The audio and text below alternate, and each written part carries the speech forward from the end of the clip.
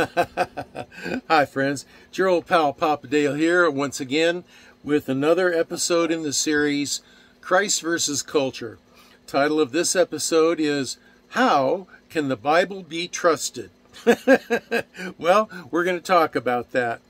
This is the Bible series that looks at the culture through the eyes of the Scripture when it says in 1 John 2:15, "Love not the world, neither the things that are in the world.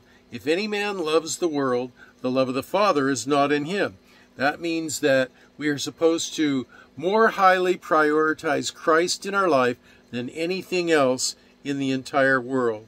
Now, this is just one of literally hundreds of topics that are being uploaded to YouTube for two purposes.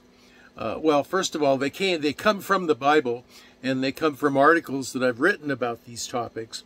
But there's two purposes. One, to provide a body of educational content for the Christian community today, and also to provide a legacy of biblical educational content for folks who end up being left behind after the rapture. And they're going to be scrambling, looking for some explanations. Well, who am I? I'm Papa Dale. Don't you recognize me?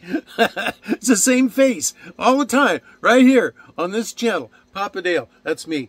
I'm a retired pastor, teacher, theologian, crazy person, evangelist, chaplain. I've done a lot of things in 50 plus years of service to the Lord Jesus Christ. Who says you can't have fun and be a Christian? I don't. I think you can have fun. So anyway, I've made a video about me so that you can discern a little bit about my life. It tells about my education, schools that I went to, churches that I served in, little family life. And it's important that you know something about those people who say they want to teach you about the Bible, because Bible itself says that in the end times a lot of false teachers will arise. Two ways that you can tell them. One, know something about them. Two, and most importantly, is what they teach consistent and congruent with the Scripture itself. If it is, you're probably on safe ground to listen to them. If it's not, walk away. So, here we go with the topic, how can the Bible be trusted? How is it that the most misinterpreted book... Let me start over. This is not a real professional production here, okay? But here we go.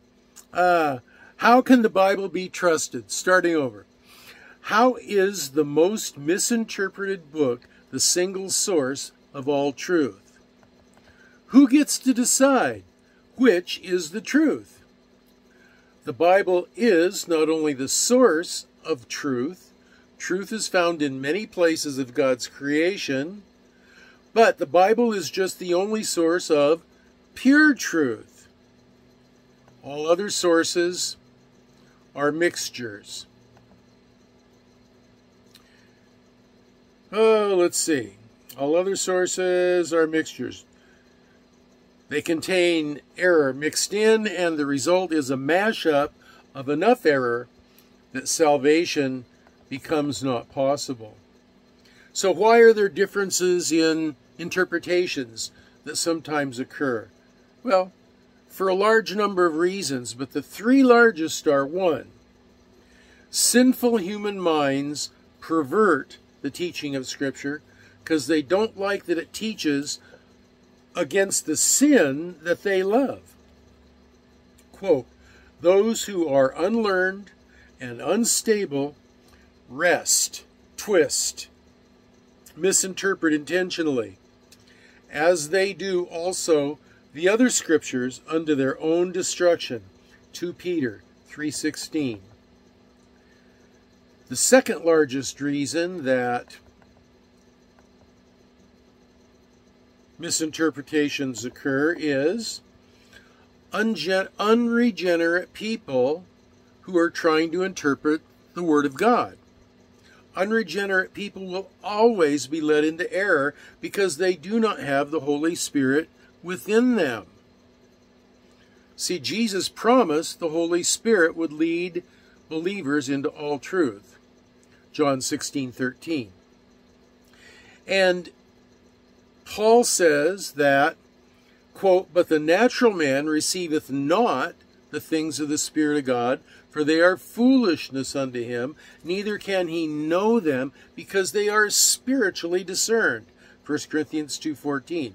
Well, if a person is spiritually dead, and they have not been spiritually regenerated, then they can't understand the things of the Spirit. Three biggest reasons that Scripture is misinterpreted.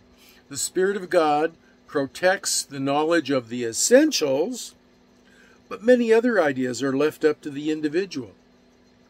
See, God's not a tyrant. God wants you to be able to dig into the Scripture and dig out of the Scripture the truth that He's put there. He does that intentionally. He doesn't just want to give you a list of rules and say, do this, do that, and do the other thing, and believe this and believe that. There are many things in Scripture that He puts in there, and He has you try to be sensitive to the leading of the Holy Spirit and listen to hear His voice, and He will lead you into all truth. John 16:13. See, Paul says it this way, quote, "One man esteemeth one day above another, another esteemeth every day alike. Let every man be fully persuaded in his own mind." Romans 14:5. This tells you that not everything that's in Scripture is going to be interpreted in the same way. The salvific things must be that Jesus is the divine Son of God, that He is, in fact, Yahweh, that He came to earth to save man from their sins, that John 3:16, "For God so loved the world that He gave His only begotten Son, that whosoever should believe in Him should not perish, but have eternal life." For in verse 17, "For God sent not His Son into the world to condemn the world, but that the world through Him would be saved." That's the point. That's the purpose. So that is the starting point. Then you believe that Jesus Christ, according to 1 Corinthians 15:1 through about verse 6, you believe that Jesus Christ was crucified according to the Scripture for our sin, that He was buried, and that He rose again to new life, recovered His life, rose again to new life according to the Scripture. And that actually after that He was seen as physically alive by people who knew Him, more than 500 eyewitnesses. And so that is the essential knowledge that the Bible wants to get across to everyone who reads it. Much of the other things are just prologue and postscript to that fact, and they're far less important than those facts, those salvific facts.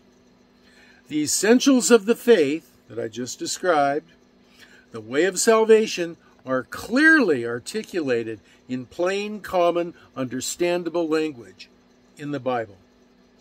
And that's all that truly matters to a person. The rest is less important detail, as I said, prologue or postscript.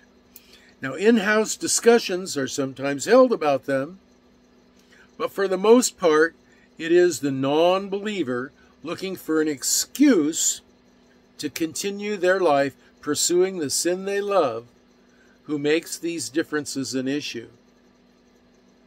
In the 5th century, St. Augustine of Hippo wrote this, quote, "In essential things, unity. In non-essential things, liberty. In all things, charity." So those are my comments regarding how can the Bible be trusted.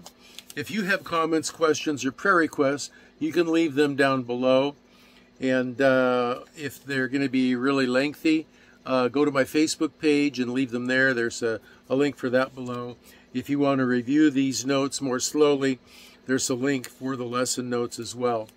And the next video that's coming right up, if the rapture doesn't happen, If the Lord doesn't take me home before I think he will, I think I'll have time to get another video uploaded. But if those things don't happen, it's my plan to get another video uploaded. And until that time, this is Papa Dale signing off for now, saying I'm going to see you in the next video. And until then, I'm going to be praying for you that you will be you. You will be you. That you will be well and that you will be blessed. And that's 1, 2, thumbs up.